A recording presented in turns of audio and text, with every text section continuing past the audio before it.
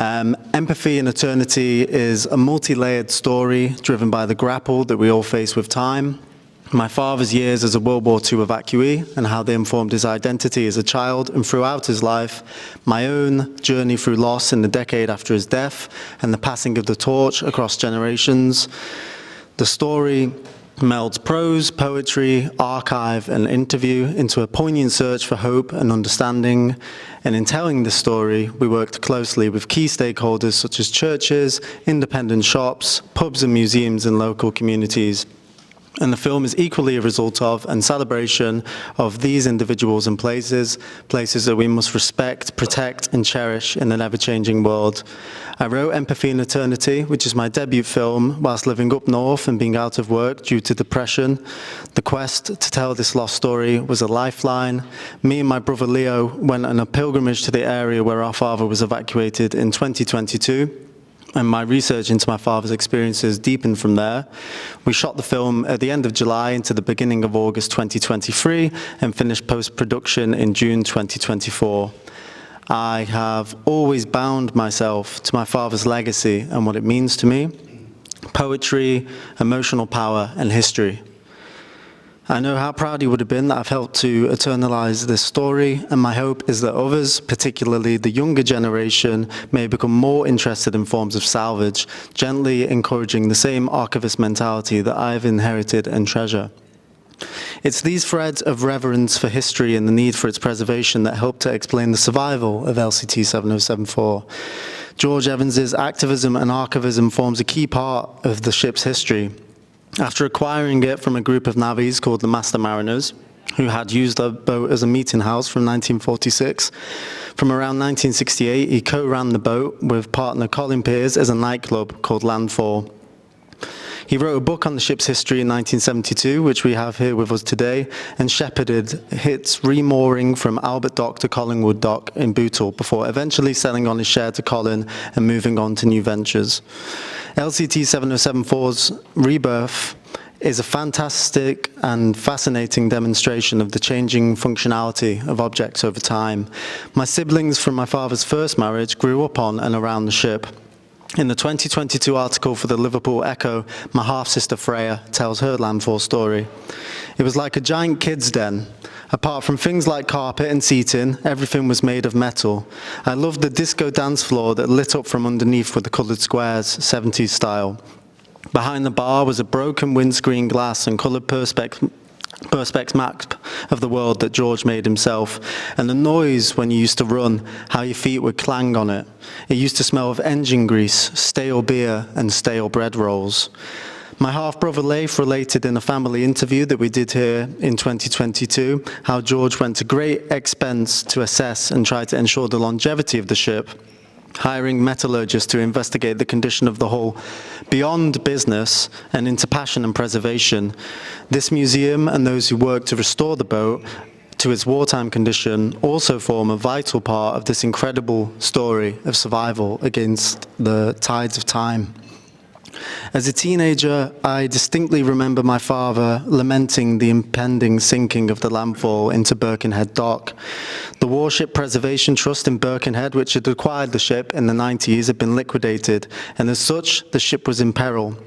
He advocated heavily for its preservation, creating a landfall preservation group, lobbying the council, and trying to raise awareness of the importance of saving the ship. This drive, fueled by love and reverence for the labour and loss of history, is largely a result of his wartime experiences, which the film delves into. Unfortunately, the ship sank into the dock around 2012. My father passed away from cancer in 2013 in February. In a life imbued with and driven by knowledge of the weight of history, I can only imagine that in some sense, knowing the ship had sank was almost a prelude to his own death. Another of my friends has passed, and as this has passed, so too shall I. And yet, against all odds, the ship was risen from its derelict state in a 6-year project to conserve it and open it up to the public, thanks to 4.7 million National Lottery support. This landing craft is the last surviving UK example of more than 800 landing craft that served on D-Day. I can only imagine how happy he'd be to see the ship as it stands today, and to know I'm here before you to share his story is such a curious and beautiful resurrection of such a powerful artifact. And I have engaged in a similar process of resurrection with the story of my father that precedes but inevitably leads to the landfall, edifying as this restored ship also has an elegy to our ancestors which will survive long after us. Looking now towards the film, there's a few messages I'd like to briefly touch on, political and personal. Firstly, I hope to convey the perennial nature of war's tragic effects on children. From World War II to ongoing conflicts in Ukraine, Palestine and more, children can suffer complex trauma which can strongly alter the course of their lives and those of their descendants. It's for this reason that it's financially, morally and publicly vital to support victims of war across the world, and I take this opportunity to express my solidarity with these victims. Having struggled with depression for years, making this film was one of the main conduits to me feeling a greater sense of peace, closure and accomplishment. And in this search for hope and light, I'm extremely grateful to my family, my friends, and my collaborators for the conversations, support, and labour which has gone not only into this film, but into myself. There's a deep message in this film of respect, love, empathy, and curiosity, and admiration as a foundation for human relationships. This is particularly salient in the father-son relationship, but also in the wider family ties which the film explores. Navigating the loss of my father and looking back on his life is a way of honouring his legacy and its impact upon me and the rest of our family. Beyond my father, there's a deference to elders in history embedded in the film, including my half-brother Bjorn and my auntie Viv in the voice roles was a further way of engaging with older generations, their stories, experiences and perspectives. Informal conversations with family members offered new perspectives and insights into my father's life and the fabric of our family, bringing us all closer together. There's a reminder there to appreciate the eternality of love for family, friends and partners and the juxtaposed transience of life. I'd like to extend deep thanks and gratitude to the D-Day Museum for their openness to screening the film here. Having given all of my heart to the project for 2 years, I hope the film is worthy of illustrating the experiences of an individual deeply embedded in the ship's story. Showing the film at this museum is a beautiful final commemoration of my father's legacy following screenings across England. I'm very proud and deeply honoured to be able to showcase my work in a space that was so sacred and important to him. The film is 40 minutes long. There'll be time afterwards to ask any questions you like in a Q&A, after which I would invite you to visit the LCT 7074, be it again or for the first time, with this deepened perspective. Thank you all very much for coming, and I hope that you enjoy the film.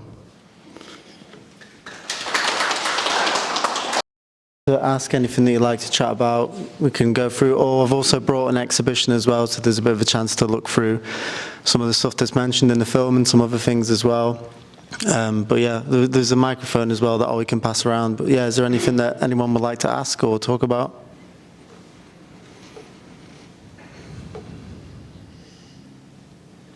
I think it's quite a relatable story for anybody that suffered loss, actually. I found myself quite emotional about my father.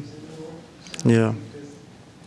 Levels of reading into the film, but it's so beautifully put together. Thank you. Yeah, there's definitely something that was really salient, I think, particularly in Tenbury Wells. Obviously, people had the kind of geographical way of relating to it and the local history side of things, but what also seemed so pertinent was the universality, obviously, of loss that most people, less people at my age, but most people have experienced, and yeah, people were very, very deeply touched by that, and I think anyone who has experienced loss can relate to it in that sense, and that's also the power of loss, that we can use the energy and the grief that it imbues us with to try and commemorate things in a beautiful way. Even myself looking back at the film now, to have been given so much fuel by that grief almost seems unfathomable. My composer referred to it as the inevitability of what I was doing, that nothing in the world could possibly stop me from making the project. So yeah, I'm glad that you relate to that and appreciate the comment. That's a great question.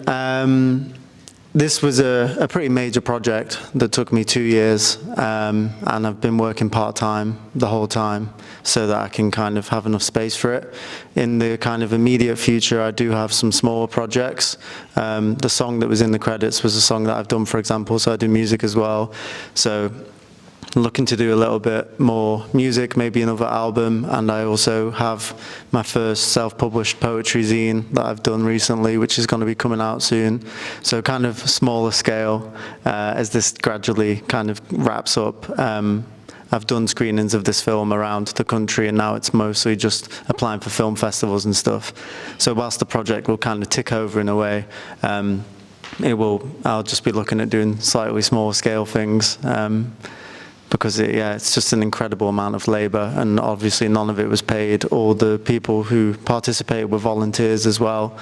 So it's an incredible amount of labor, and it needs such an incredible degree of energy and drive, unrelentingly so, that I would like to relax for a little while. Yeah. Have you got anything on the web?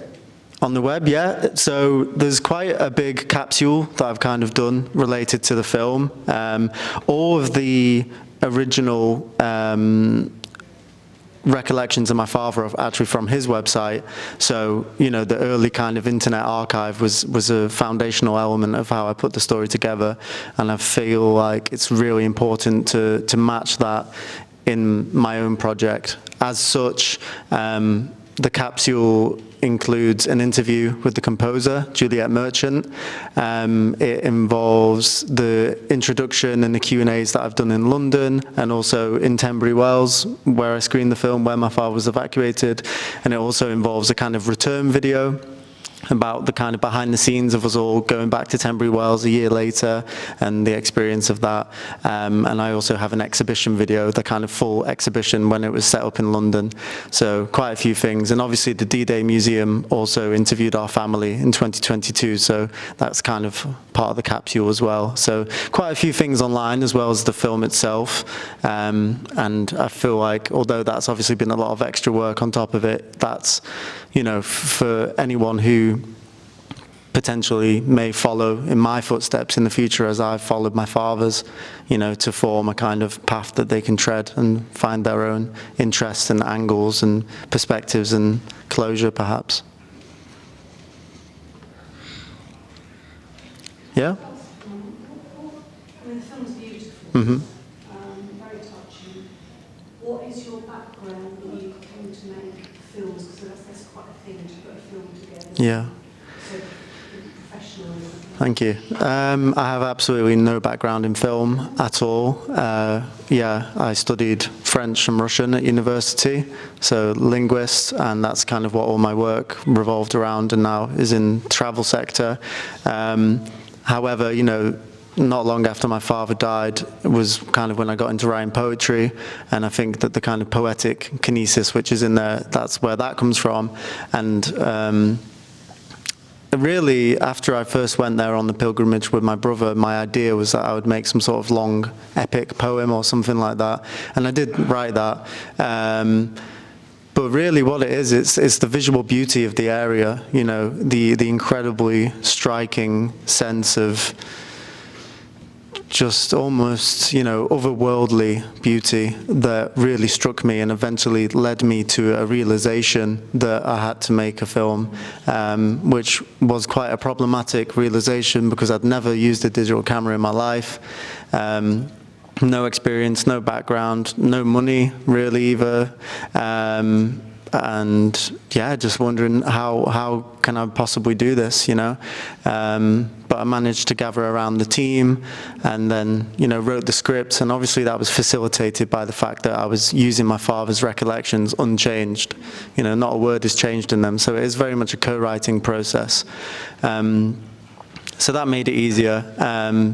But yeah, absolutely no background. And I think that, it's also the fact that I allowed people to come to me on their own terms. I allowed them, whilst having a lot of vision and organization and drive and being very good at kind of community liaison as well, gaining the trust of people within the community. At the same time, I gave people the space to create in the way that they wanted to as well, and facilitate a kind of very open, collaborative environment, and I think that really helped as well. But yeah, essentially it's just the beauty of the place and the uniqueness of the community, which made me feel, such an incredible sense of fulfillment and togetherness, which, counteracted an alienation that I often experienced, given my depression. And I felt like it was the best way to capture it. And I'm very glad to have captured it in that way. So yeah, thank you for your question. Anybody else? Yeah. Did the film turn out as you expected? I know you worked with like 5 other people. Now that you see it, they've obviously watched it in full loads of times now. Does it align with how you initially imagined it? Have other people's contributions informed it? Yeah, so that's kind of a good follow-up from that question, because obviously part of the reason why I facilitated such an open environment was because I am a fairly open, easygoing person, but at the same time I don't have that background. So when I wrote the script, I had a very strong sense of visual language that I wanted, certain images that are very striking to me, and I think that's the poetic mentality. But there were also gaps where, this is what I want to capture, but I'm not quite sure of the best way to do that, or how do we lead from this into this, and sequencing and so on and so forth. And that's where the editor's expertise came in, and relying as well on, a cinematographer to essentially match your verbal style in visual language, which is an incredibly, challenging process, which I think has been achieved really well. It's turned out exactly how I expected, and I think better. And when we were late into the editing process, we kind of had this idea of there being 2 spheres of potentiality for the film. One being kind of, we can do this amount of work and get it here, or we can do this amount of work and get it here.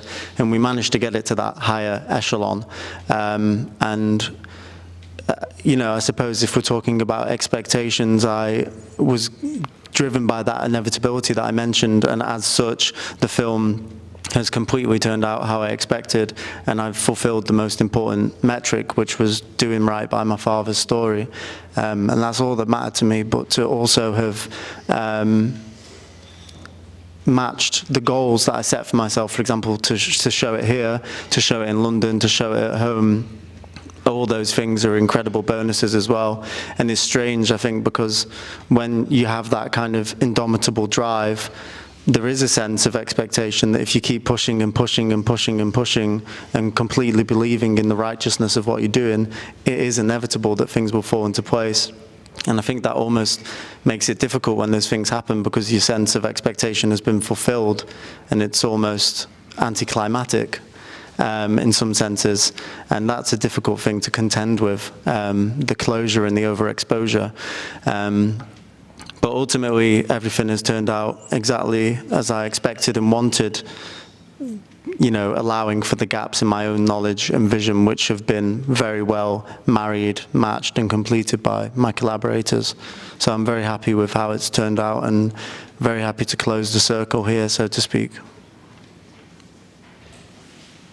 Yes? It's clearly a very personal and epic journey and story that you've told.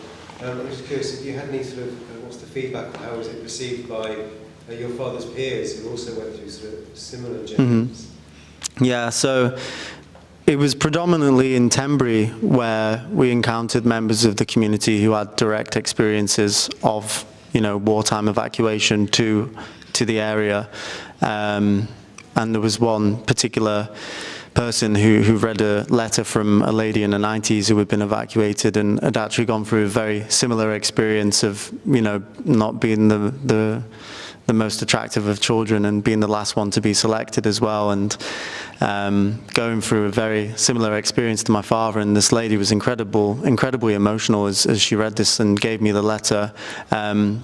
And a lot of the older members of the community who had direct experiences of the war, I think were incredibly touched to see that not only had I represented it in a way that was relatable to them and perhaps gave them new perspectives and new angles on either their own experiences or the experiences of those around them, but also gave them a sense of perhaps closure, in the sense that there is a continuity to things. There are people who care. There are members of the younger generation who are, willing to carry that flame. So I think that, that gained a huge degree of respect, and that was why we had so much access during the filming as well. Access to these places, access with the church, doing the music in the church, interviewing the church warden. But that was also married out in the screening, where people didn't really know what to expect, actually. No one had really seen the film, There was a lot of trepidation almost, and skepticism. But, when they saw it, I think they were incredibly moved, and that respect is very mutual. That respect and admiration is why I wanted to showcase that community in the first place, past and present. So I think that it was received incredibly well, and they were incredibly moved, and it's permanently housed now in the local museum, which is really moving. And I still get people contacting me, and it's incredible to know that the threads of my father's story have not only been eternalized themselves, but also continued in myself with the direct relationships I have with people who lived in the same places, or the current church warden of that church, the current head gardener of the estate, the people who live in Boriston Mill, built in the 1530s, that I've been in their house and recorded in there, sent them posters and DVDs. It's a beautiful thing. So it's been received so well, and I'm very, very humbled.